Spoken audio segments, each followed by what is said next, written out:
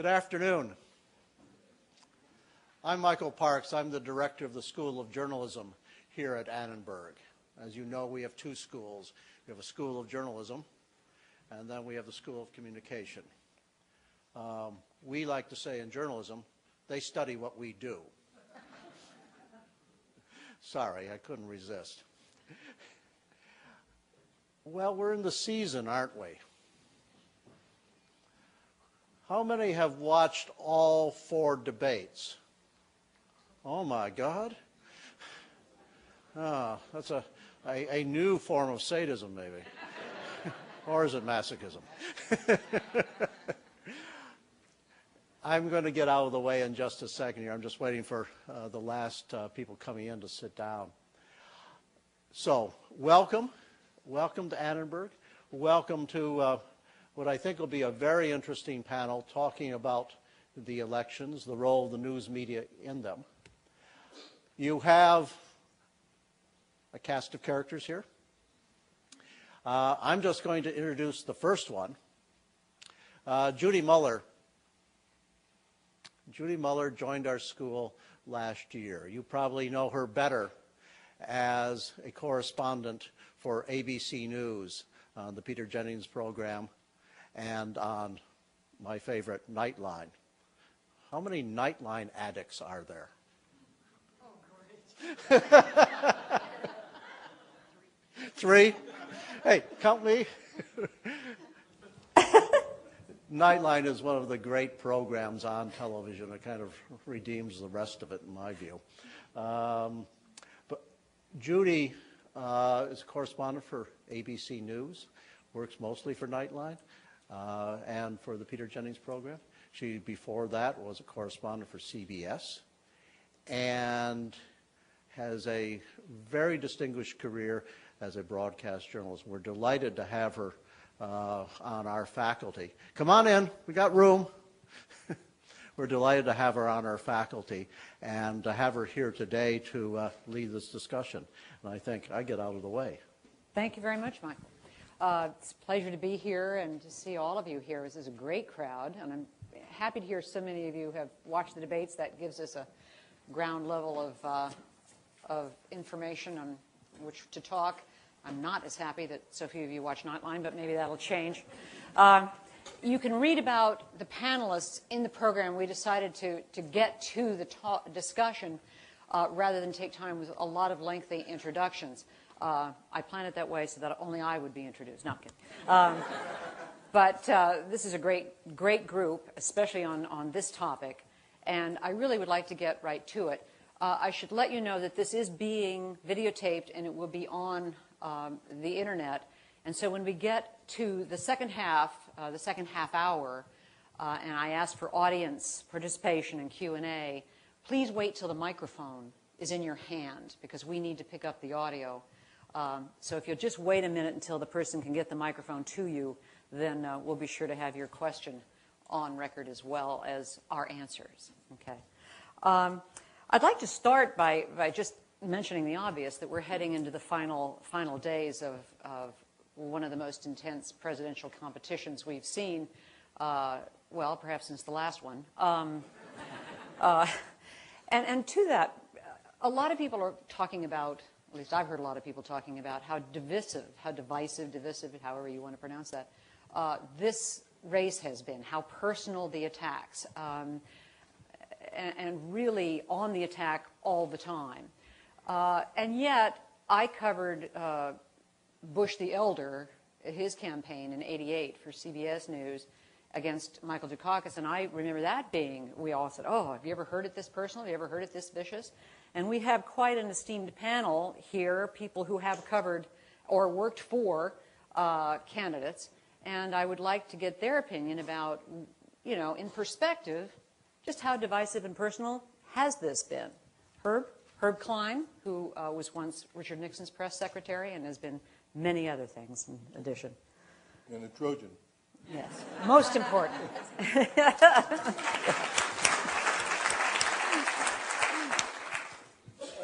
Judy's right. This cry comes up in every election. Too much dirty politics, too much of divisive advertising. I think the two things that are different are that there is, because there's more money, there's more and more room for negative advertising, and I think that is a divisive element. I think the other thing is that basically both candidates fight hard, and as we've seen in recent elections, it goes down near the end. People are also saying that how can you bring the country back together, and I was a part of the Nixon-Kennedy campaign, one of my first ones, and certainly John Kennedy was able to bring the country back together, and I think that George Bush was well on his way to that until we got near the campaign time. So I think this is not unusual.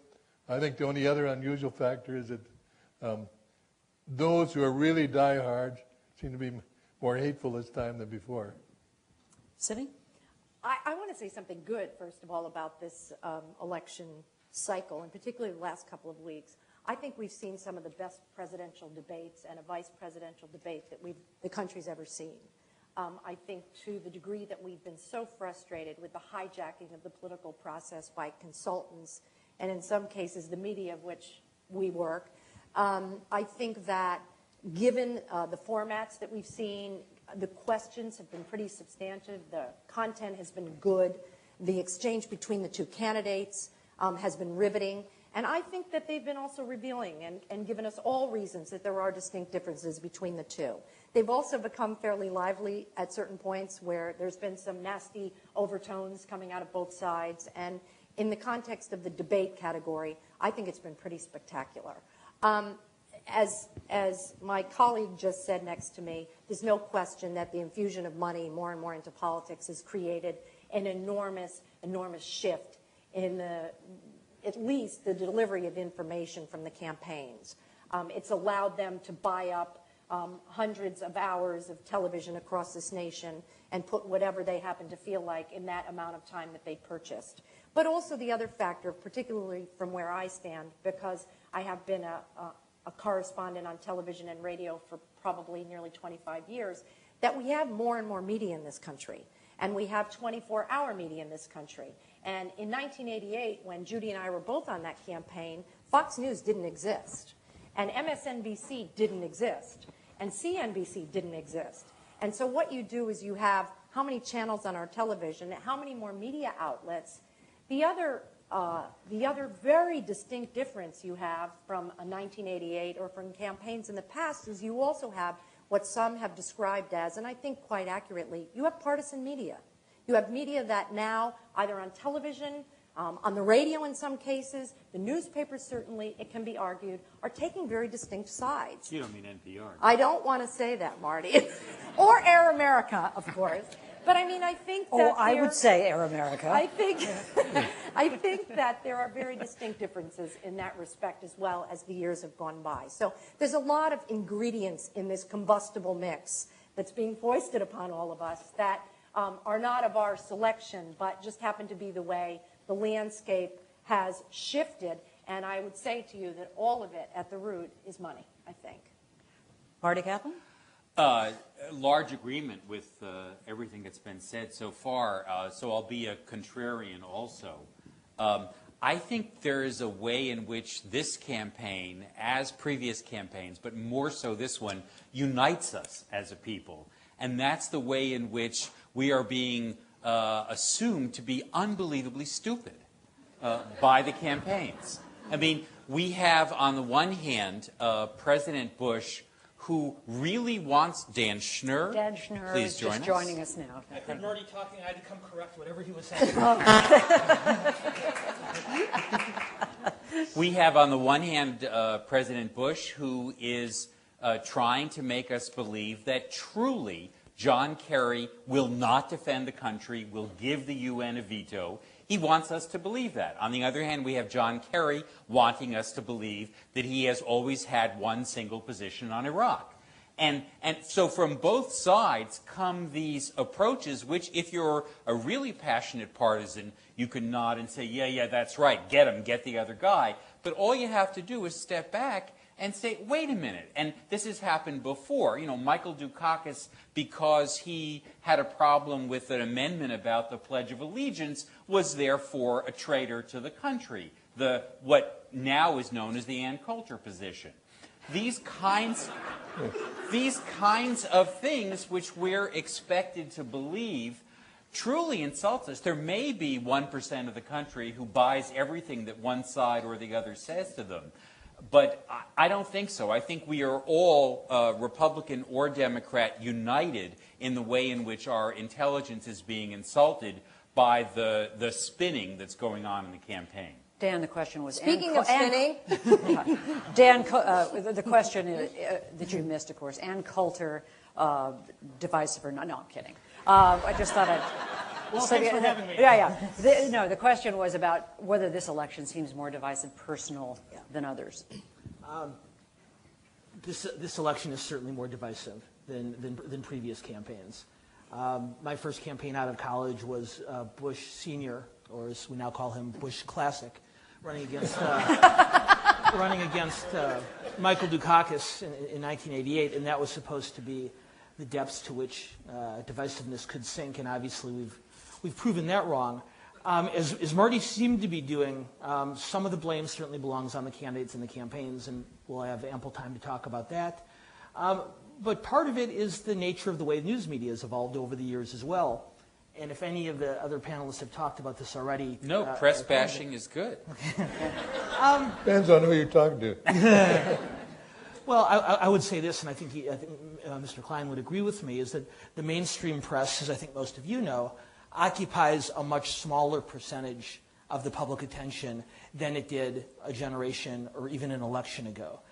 And depending on your point of view, either the Fox Newsification or the NPR-ification of political journalism. It just doesn't get his facts We could straight. talk He's about a that. consultant. My point is more and more voters are seeking out singular sources of news for their political information. In 1988, my father, who's otherwise a very nice man but happens to vote Democratic, my father and I would watch ABC or CBS or NBC News and then talk about what we'd seen.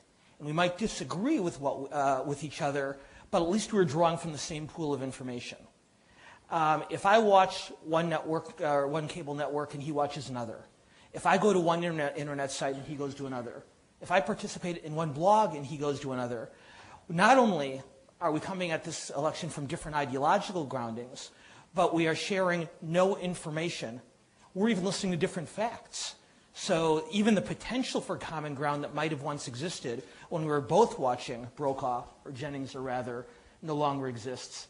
So the divisiveness is more intense, no question, to the point that you raised. But in addition to the way the campaigns conduct themselves, and there's ample time for that conversation, the plethora of media alternatives that no longer existed, while on balance a very, very good thing because it allows more and more people to participate in the political process, creates what I would call the real digital divide.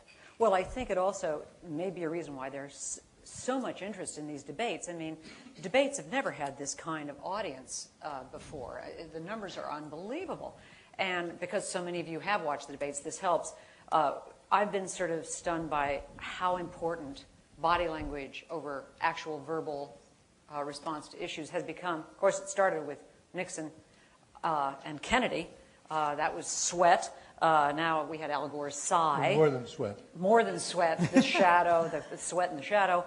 We had Al Gore's sigh, then George Bush's scowl. I mean, it always seems to come down to body language. I mean, to what extent has it all been sort of reduced to these moments? Dan, let me start with you. Well, for those of us who've heard me on this subject before, I'll start with the premise that on which I think we would all agree, that those of us in the room today for this discussion, are not entirely normal. In that we pay much closer attention to politics and governance and policy than the average American does. So for that American person who, unlike me, actually has a life and doesn't go from website to website and cable news program to cable news program, but makes politics a relatively manageable portion of their day rather than allowing it to overwhelm the rest of the day, those moments are the impressions on which they base their judgments. Call it the living room test.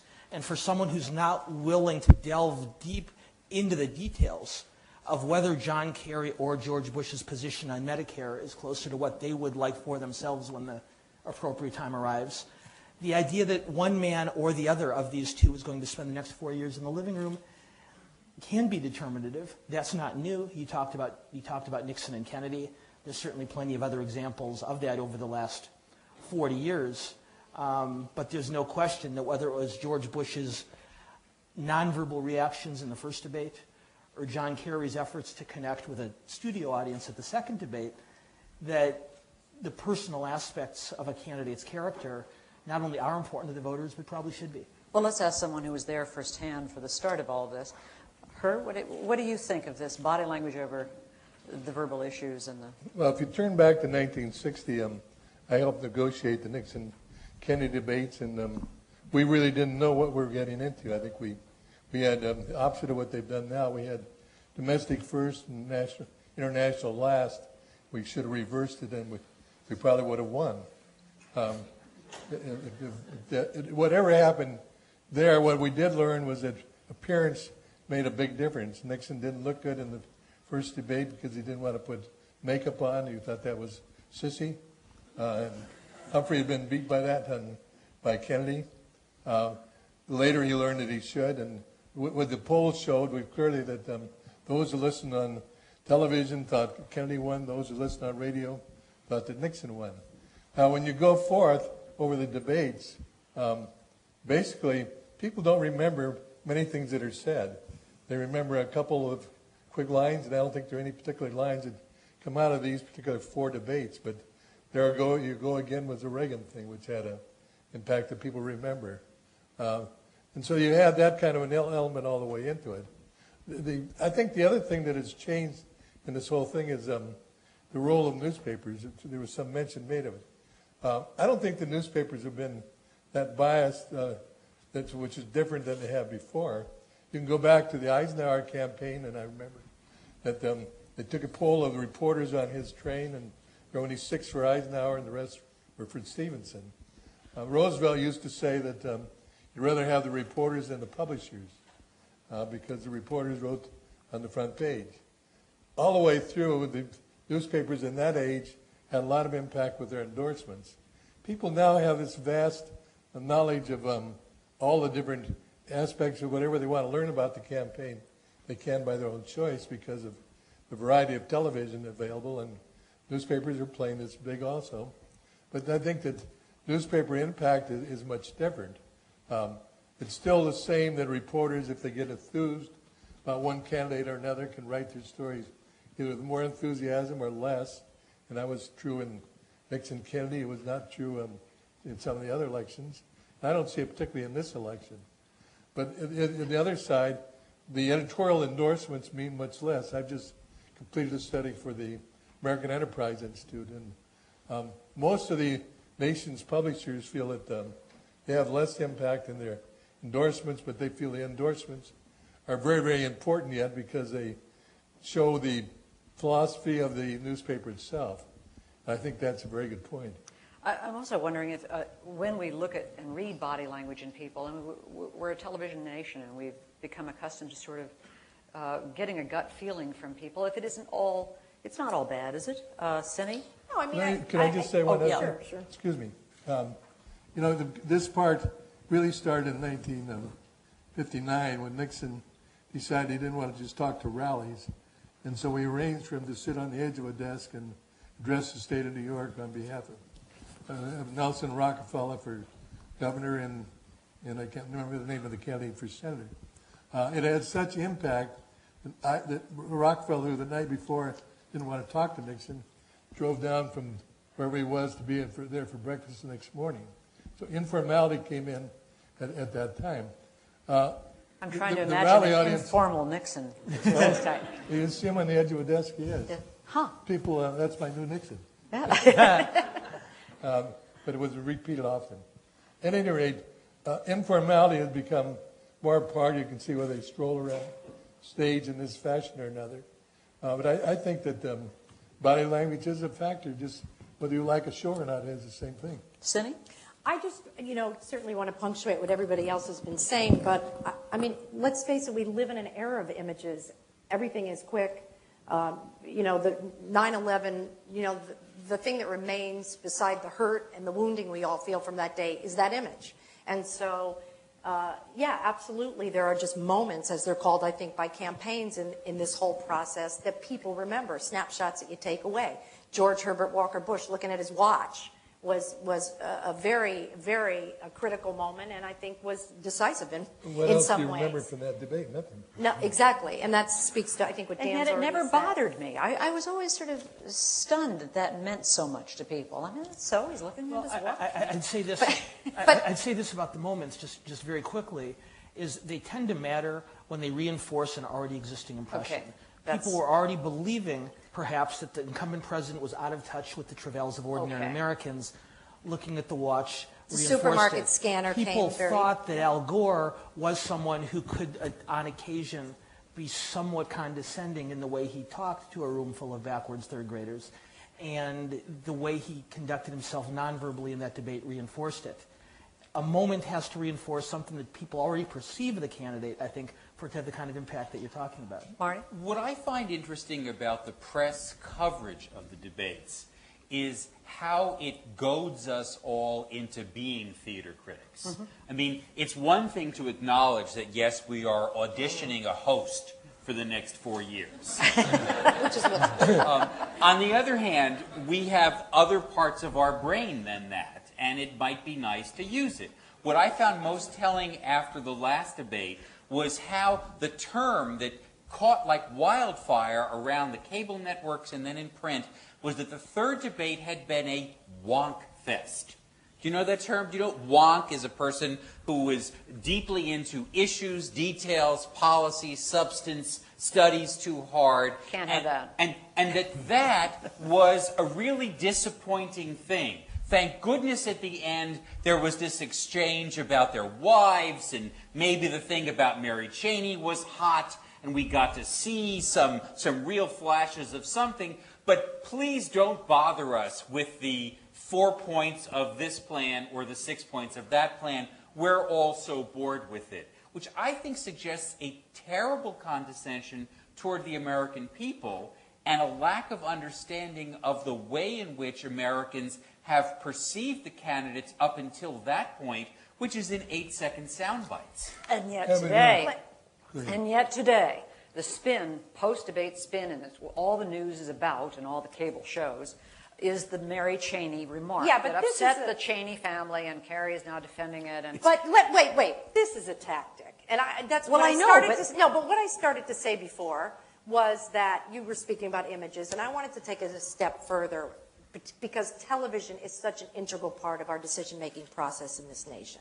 Let me tell you what's going on a little bit in politics and television, with networks, with local stations. You don't have seasoned political reporters out on the trail anymore with candidates. You have 30-something, 20-something, in some cases, for the first time out on the road with these candidates, under the influence of Karl Rove, a brilliant media strategist, agree with him or not, or is it Mary Beth Cahill or whoever's traveling with Kerry these days, and you have young reporters that are being manipulated by these campaigns, willingly, by the way, I'm not making excuses, that certainly have not been sophisticated enough or seasoned enough to discover, in many respects, that this is what's being done to them. This latest Mary Cheney issue is a campaign tactic. It's a tactic to distract from other things that are going on. The other side does it as well. It just so happens that the Republicans, I think the panel would agree, are running a little nervous in these last 24, 48, 72 hours. And tactics are really extraordinarily important in these last 17 or 18 days that we have left. I don't know. I think when Lynn Cheney takes exception to a remark made about her own daughter in the context of a debate in which her personal family affairs are, I don't know. When he said that, I kind of cringed. I thought, bad, But, you know. Judy, and I don't think that it's a tactic for. Judy, I didn't react but that both way. things can be right. It can be cringe-making for John Kerry to have done that. Yeah.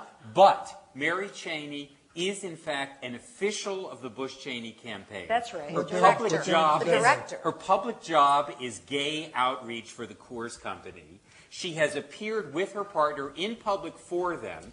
And so for Mary Cheney to say, Lynn Cheney to say that it was tawdry, an interesting choice of terms, for John Kerry to have said this and that he's a bad man is a kind of opportunism which makes it sound as though to use the word lesbian is to bring terrible disgrace upon that family. Dan? Now that Marty has finished reciting the talking points from the Democratic National Committee on this entire exchange, I'd like to make a couple of points. One, on this whole Mary Cheney episode, both candidates, Cinny, I would argue, have orchestrated this, and I think both of them have made a mistake. Yeah, You talked about how the Bush campaign has deliberately overreacted. I think that's correct. However, I think it was pretty clear because John Kerry, when he is being spontaneous, well, the earth stops.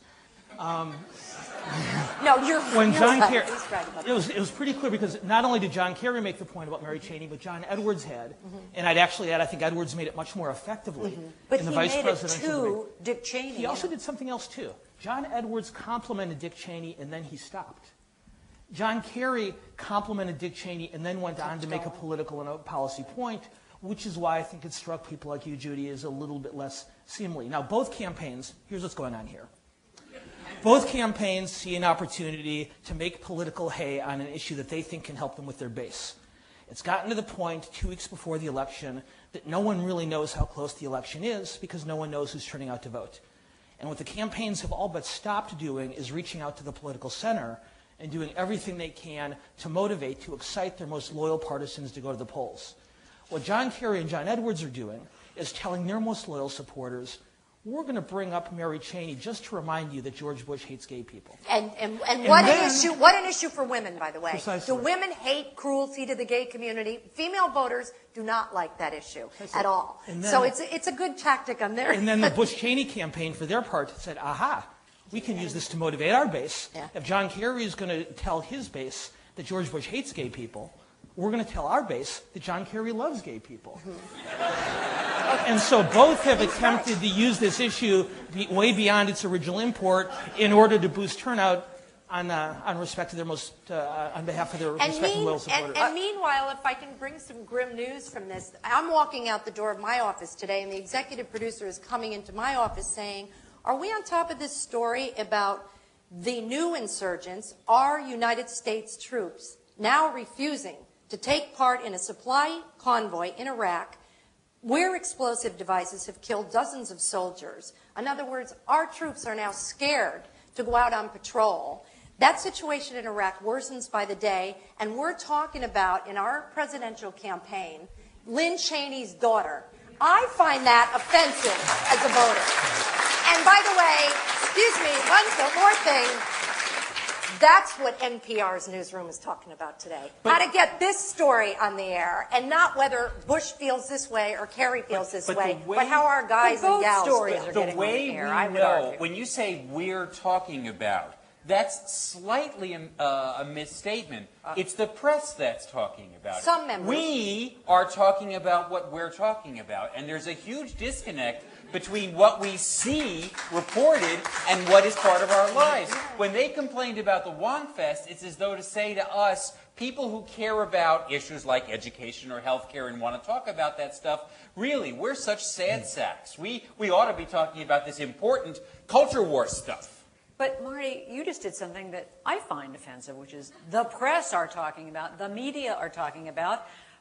You know, my broadcast is going to probably do both those issues tonight.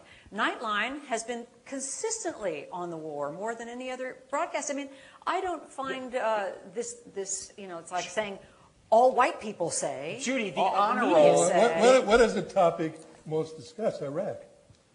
You're way off in what you're talking about. I don't think in the last week or so it's been the top story. I think the way in Oh, which you're saying Iraq 1 week has out. been discussed has only been about consistency. It has not truly gone into those issues. And Judy, I accept the corrective, but I think we could list on one, maybe two hands the Roll of Honor, which includes the 2 shows you work on and the program you work on and the paper that Herb has worked with. All right. Now, thank you. Let me moving We'll right take along. it. You were just obsequious Moving to right everyone on along. this panel except for me. Except you! I want to ask this panel one more question before we turn to the audience. The lawyers for both parties and for various voter interest groups are already out marshaling their forces. Some already have filed lawsuits in advance of this election, worrying about ballot fraud and various bad things going on at the polls, and mostly in the swing states. What do you see as the worst scenarios for Election Day? I mean, I know that we've thought about this. What could it come down to that night? Could we see 2000 all over again? Could it be worse? Marty? Well, I fear that what we will have is a bunch of problems in a bunch of states, and people who let the passion of the moment overcome them, and that there will be civil disobedience or violence or actions which will be reminiscent of what happened in this country in the late 60s and early 70s. Passions really are running high, and people on both sides don't want to see stolen from them what they will in that night perhaps think belongs to them. Cinny? You know, I haven't the slightest idea what's going to happen. Well, I don't know either. I made it up. I just asked. I really, no, and I was standing in the newsroom today, and I was trying to have a discussion with one of the shows. There's 3 shows that are based here in California, national shows for NPR. Bi-Coastal Morning Edition. I got to do a plug, I'm sorry. Okay. Day to Day with Alex Chadwick and the Tavis Smiley Show. And I was standing in the middle of the newsroom today saying, do we know what kind of an impact the P. Diddy, Russell Simmons voter registration, voter die campaign has had? I haven't the slightest idea whether those guys and women involved in that effort have registered hundreds of thousands of new voters, a bit ambitious, I'm sure, thousands of new voters, and furthermore, are those young hip-hop voters going to go to the polls? Ina Jaffe, our correspondent, our national correspondent, just came back from New Mexico and said that the thing that was most profound to her was how many new voters had been registered in New Mexico, a swing state. I think we'd all admit, maybe carry a little bit ahead. I don't know, still up for grabs maybe. But anyway, where are these, number one, what are the numbers of new voters that are coming out this time? And number 2, are they actually going to make that trip to the polls? Are they going to get out on Tuesday and vote? I will say one last thing, and that is producers of each show have sat in my office for 3 days this week trying to figure out how to staff next, the day after elections, the day after elections, and the day after elections, for fear we have a repeat of 4 years ago. Judy, if I can just add very quickly. My former boss, Senator John McCain, has said, in war you have enemies, in politics you have opponents. It's important to remember the difference. And I think where we're headed, and have been headed since the overtime election of 2000, whether Marty's prediction ends up being true or not, is a blurring of that distinction. And as both major political parties devote more and more of their resources to talking only to their most loyal supporters, the harder it becomes for either candidate, for either George Bush or John Kerry, to govern effectively once all the dust has settled. What's the worst possible scenario? One thing that's not going to happen, I think, is the networks, to their credit, have all said they're going to be much more careful before they make projections. I had to call my younger brother, who worked for the Gore campaign, I had to call my younger brother in Nashville at 2 o'clock in the morning the day after the election to retract my congratulations from him once all the other retractions had taken place. That's tough to do. But the worst thing that could happen is we could have another Florida in Florida. We could have another Florida in Ohio. We could have another Florida in Wisconsin and in Iowa and New Mexico, and have thousands of lawyers representing both parties fanning out across the landscape. And if that isn't a terrifying prospect, I don't know what is. Oh, now there you go again. You know, it's hard for a non-professor to get a word in here. I may come back and teach. If you go back to the first really divisive thing was in modern time was the Nixon-Kennedy race. And I can remember vividly what happened at that time, which a lot of Republican leaders went to Chicago, New Mexico, and other areas where the vote had been stolen, Texas and San Antonio. And they were all coming into Nixon and saying, you got to contest this election. That's the thing you got to do. On the night before, on the Saturday night after the election, we were going to dinner, and Nixon was in a very low point. And we went into a restaurant with four of us, Bob Finch and myself and military aide and the Nixons. And the call came in was from Herbert Hoover. Said he'd just been talking to Joe Kennedy, and Joe Kennedy wanted to know whether Richard Nixon would meet with Jack Kennedy to talk about the closeness of the election. And it's what he was going to do. I said that as soon as I saw the Vice President, I would tell him. And as you know, Dan, that's the routine. So a few minutes later, we talked about Nixon biting up a lot and went in to call Eisenhower, who was at Augusta, to talk it over with him and see whether he agreed that he would meet with Jack Kennedy. And about that time, the phone rang again at the Maynard D's phone, and I picked it up, and it was Jack Kennedy calling from Palm Beach, where they had a compound. And he was very, very kind, and he was talked about, I look better than Pierre Salinger, and I accept anything I can. It's not very hard, but at any rate, we went on, and I gave him the same thing, and we went back and talked about it, and Nixon went back in this little phone booth and called Kennedy, and Kennedy arrived on the following Monday to have this discussion at Key Biscayne. Nixon told him at that time that he felt it would be too dangerous for the country to contest the election, and that it would leave the country vulnerable to a lot of things if you didn't know who was going to be the next president. I think it was one of his more noble moments. But I think what it illustrates is that basically what we're talking about, it's up to the candidates. How long do they want to contest it? How many lawsuits are they going to support, if any? I would hope that they look at it for the benefit of the country and clear it up as quickly as possible. And I don't agree with you that there are going to be demonstrations. I've been through a lot of demonstrations, and they're not going to occur on Election Day. I'd like to open it up to the audience. And as I said before, please wait if you have a question for the panel until the microphone. There's one over there, and there's one over there. So, yes, we got a few hands up. Let's start right here, since you're so close to the mic. Could you tell us your name? My name is Rick Johnson from Bethesda, Maryland. And I have a question. A lot of recent polls have showed that for 18 to 30-year-olds, the show that's having the most profound impact on how they're going to vote is the Jon Stewart Show, which obviously is a wonderfully humorous show. But what does that tell you about how the media is reaching that demographic segment, and what other influences are you picking up that may be different for how the media reaches an 18 to 30-year-old than older generations like ours? Good question.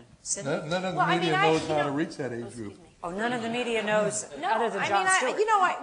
I would argue that, or I would say, excuse me, that, I grew up, now I'm dating myself, with, 3 networks, and, that's where my information, and then, of course, the landscape evolved. But Dan mentioned also blogging this year.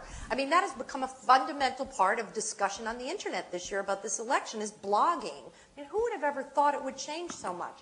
Look, this generation, and I don't have children, I think you do, and that's why you're here, are simply getting their information from places that would never even occur to me. And, and I'm in the journalism profession. So there's a lot of choices out there, and what's fast and what's quick works. And I didn't grow up with a computer that I could log onto from my bedroom to find information. And that came into my life, 10 or 15 years ago. So, we have to accept it, I guess, is just what I would say in the profession. People want to be entertained. Marty, you should really step in here, because this is this man's field of study above all, that how entertainment has simply permeated every part of our culture, particularly politics. I'm giving you an opening, Marty, here. This is truly the person who is studying this in this nation, way before anybody else. I think entertainment is one of the reasons that people are turning to Jon Stewart and to the monologues on the Tonight Show, and also to the blogs, because they are entertaining. But I think beyond that, it's because my suspicion is that the 18 to 34 generation in particular has had it with what they consider the irrelevance of, on the one hand, on the other hand, mainstream media. They're looking for someone to cut through and be authentic, to tell the truth. And as anyone who's seen Jon Stewart knows, what he does is it's satire. He runs a piece of a press conference and then he rolls his eyes and you say, yeah, how can these people get away with that? He's our advocate on behalf of authenticity. And so I think that's what young people are looking for, and the traditional outlets are either so grave and somber, or they fall into what's now in this race being called the objectivity trap, in which, because they're trying to be ultra careful to keep opinion outside of what they're doing to the degree that's possible, what they do is pair up quotes from people on both sides. So this campaign says that. You go to the other campaign, you get a quote, and there's a kind of moral equivalence no matter what the issue is. And the reporter feels as though he or she has done their job because they've sort of played both things out there. What a satirist does is try to go right to the heart of it, and I think that young people especially, respond to. But what's encouraging about Jon Stewart's show and satire is that you have to have a fairly good, intelligent understanding of the issue to get the satire. I mean, I hear a lot of ringing fans, oh, they're getting their news from Jon Stewart. Actually, they're not. They're getting it from a lot of places, and they get what's funny about Jon Stewart because they already understand what's happening. So I don't think it's as dire as that. Dan? Yeah, I think there's some good and bad here. The good, as each of you have alluded to, is it brings more people into the political conversation than would otherwise be part of it. If the only choices were Brokaw, Rather, Jennings, or nothing, then certainly a lot of 18 to 30-year-olds, for reasons that Marty mentioned and other reasons as well, would choose nothing. And as our governor of this state has amply demonstrated, a spoonful of entertainment helps the politics go down. And, you know, just as Arnold Schwarzenegger... For now. I don't mean this as a partisan comment, but if Schwarzenegger can tell a couple of bodybuilding or action hero jokes in order to get people to sit through a conversation about workers' comp, then that's a different version of the Jon Stewart phenomena. So it's good that you're bringing people in who wouldn't participate. What concerns me is Marty referenced authenticity, and I think there's a danger with equating authenticity with taking sides. And I've talked a couple of times already about an electorate that becomes more and more and more divided. And as an increasing number of voters look to hear their opinions reinforced from people with whom they agree, the common ground provided by the networks, provided by the major daily papers, becomes less relevant. So I applaud Jon Stewart. I think he's terrific. I agree with him, I suspect, less than Marty does, but I think he's hilarious. What concerns me is someone who only goes to Jon Stewart or to Limbaugh or to O'Reilly or to Franken and only gets their own views reinforced rather than being equipped to deal with a broader range of opinions and information. But I agree that the internet is drastically, I don't know how many of you got that email with Bush's back looking, you know, was he wired? I mean, I must have had 1,000 of those and people calling me. And it's just amazing how fast the information, the rumors, everything on those blogs gets out there. So it's a whole new world. Okay, yes, in the blue shirt, can you get right, just pass the mic quickly. Thank you. And your name? My name is Alex Michelson. You've all talked a lot about a lot of the problems in journalism today and how we kind of have a lack of substance that you alluded to. But what can journalists today do about that to fix it, especially a lot of us potential young journalists here who want to get into the profession to get it back and to get America more focused on substantive issues instead of just the entertainment and body language and all that type of stuff? Oh, sure. Just ask the hard one. I think we've been unfairly harsh on the news media on this panel, because one of the things that the internet and cable television provide is more and better information for those people who want it. Now, instead of having to rely on a 22-minute evening newscast in a single daily newspaper for my intake of political and policy information, I can go to C-SPAN, I can go to C-SPAN 2, I can go to there's a C-SPAN 3, I didn't even know that until recently, but it's there. So I think an ABC, NBC, or CBS is going to be necessarily constrained at whether it can go into the depth or breadth of policy discussion that the kind of people who come to forums like this would prefer. But given the cable outlets, given the internet opportunities, that information is there. And I think one of the things that today's news media is doing best is figuring out how to take advantages of the new media to make that kind of information available to those of us who want it, while still in their broader outreach, attempting to appeal to an audience that isn't quite as obsessed with it as you and I. Let me speak as a journalism student. I've really looked at the question that you talk about for a lot of years, because it seems to me that too much politics is covered like a ball game. It's who's up, what's the score, what's the percentage in the poll, and you read a lot about that. One thing's a little different in this debate coverage has been that no one has really jumped in and tried to say someone won, except that they do an overnight poll, which I don't think means anything, and it's more how people react 2 or 3 days later that sways the poll one way or the other. So that I think that it's a puzzle that a lot of people have given coverage to and given message to all the way through. Part of it is, say George Bush or John Kerry comes to your town, and the guy who's covering it says, "I heard that campaign speech before." But the people all hearing it in San Diego have never heard it before. And so they're really excited about what their candidate had to say in hard terms. So the way I found that the best to do it was to not have our Washington Bureau cover when they're in our circulation area, but have a local reporter who'd react as the people who are listening there. And that's one way that can be improved in that kind of coverage and as they get in those areas. I think that I think another good thing that's going on now is that there are corrections in what the candidate said and what we interpret as the fact. And I think that's probably an addition to what's going on. But the whole thing of continue to develop interest, I'm talking more about a newspaper standpoint than broadcast, because broadcast is still 30 or 50 seconds. I'm sorry, go ahead. Well, I was just going to finish by saying that I think that you've got to cover it in more depth and look for the new issue and get your reporters to cover that new issue when it comes out that particular day, so that people have that kind of an interest. Now, that's not done enough now. Because I'm so glad you asked this question, and I think there's never been, and I've had to think about this because before I came here to teach, I had to think about this question, and it's clear that you're principled and you bring the kinds of things that we're looking for in journalists, and there's never been a more exciting time. Quite frankly, you have all of these outlets. It's just kind of a mess right now. It's still settling, but when I file now, and I've talked to students here about this, I file for television, I file for radio, I have to turn around and write a print piece for online. Now, this is the traditional news media outlet, but there's so many ways to go here. And I think what's happening online is very exciting. And we always will need ethical, principled, fair storytellers. That will never change. And I don't care what's going on with the explosion in the media.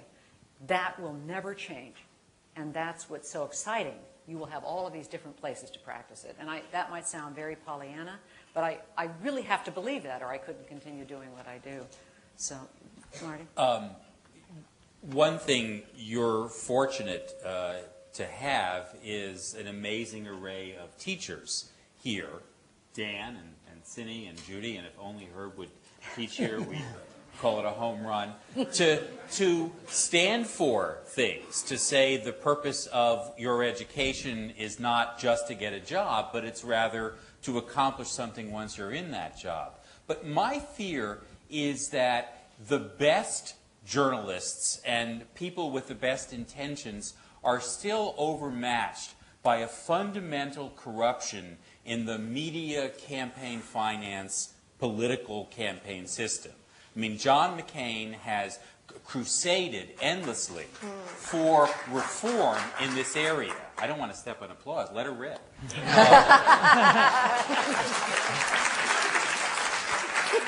The $1.5 billion to $2 billion that is being raised and spent in this campaign is not going to pay for the Four Seasons hotel bills of staff. It's going to television stations, and it's going to buy message, because the message that the campaigns are trying to put out is not being covered. And until we deal with this kind of pathology in which the broadcasters don't think it's in their responsibility, even though they get a license for free from the public to own the airwaves, that they don't think it's their responsibility to give stuff that we might need to know as citizens. Their job is solely to pursue ratings, and they mistakenly believe that if you give people political news, they'll change the channel to crime, sports, weather, or scandal. So I think while you're studying with these fine faculty, you should also be fighting for campaign finance reform and media reform as well. Okay. Yes, sir, right here. Yes, but in the same vein, what about the Sinclair Broadcasting stuff that's going on now? I mean, they're presenting, quote, political news that really may be something different. I haven't seen it. Anybody want to take on the Sinclair Broadcasting issue, Herb? I'm not totally familiar with it, but the way I look at it is that with the biggest problem which this would apply to, I think, is you have this, what the number is for independent contributions. People buy time and put out news. The speedboats or fast boats, whatever they're called. You have some billionaires on the Democratic side, swift boats. They're all fast. And so that you've got an element which slipped by the McCain, and I'm sure that he feels this way very strongly, so that you have a lot of people who have no real control who are coming in and doing their own element. I think that the broadcast you're talking about is just one more element like that. Marty, on Sinclair? Well, we used to have in this country a series of concepts called the fairness doctrine, equal time, the right of attack, response. We don't have those anymore. They have literally lapsed or been undone through a series of regulatory reforms starting in the 80s and continuing into recent years. So right now, there is nothing to act as a countervailing force. And if one company decides that it is important to put on television on prime time without commercials into the homes, a quarter of American homes, a message which none of us has seen, but I expect it'll look like a Swift boat ad, only 45 minutes long, and there's no way to deal with that. There's no requirement that they give a right of response to anyone else. It's only about the public's reaction to that, which right now, interestingly, because of the internet, is taking the form of individual protests to advertisers in those local markets. I mean, it strikes me that's a reasonable thing for people to do, to call their stations and call their advertisers and to say, I don't like this. That's the marketplace. It's not the regulatory framework. As you know, Sinclair is the same syndication.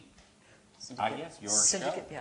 Yeah. Which refused to air, which pulled Nightline the night that Ted and Leroy Sievers, the executive producer, decided to honor those who had died in Iraq by reading their names and showing their pictures. Simple, straightforward reading of the names. They said it was a political anti-war statement, and they pulled Nightline so people could not see that broadcast. And Leroy Sievers, the executive producer, I remember on the conference call that morning, he was just sort of stunned that somebody would think this. I mean, he really was. He said, the political statement, he said, and they're claiming it's going to be great for ratings. He said, gosh, if this works, we'll read the telephone book next week. I mean, you know, it was the most absurd kind of statement, but this is the same group. So I want to thank this amazing panel. If you don't see balance everywhere, you see it right here. You'll notice the sartorial balance at the end there, blue shirts and blue jackets. But we do have a political balance here. Dan Schnur, who is a terrific teacher at the school, as you all know, and one of the great political communicators and consultants in the country, generally for Republican candidates, every now and then someone who calls himself an independent.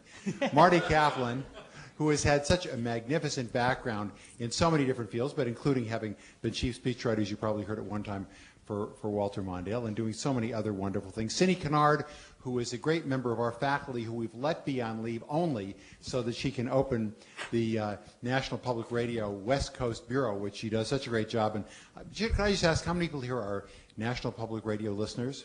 Yay! Good, So good. we're all indebted to Cinny for that. Our permanent guest, who always draws a crowd, and let me say, I wasn't here for all of this, but I was last year, I was the year before, I think, and I plan to be next year and for many years to come, a wonderful guest and wonderful graduate, and a man who's contributed so much to America in so many roles, Herb Klein.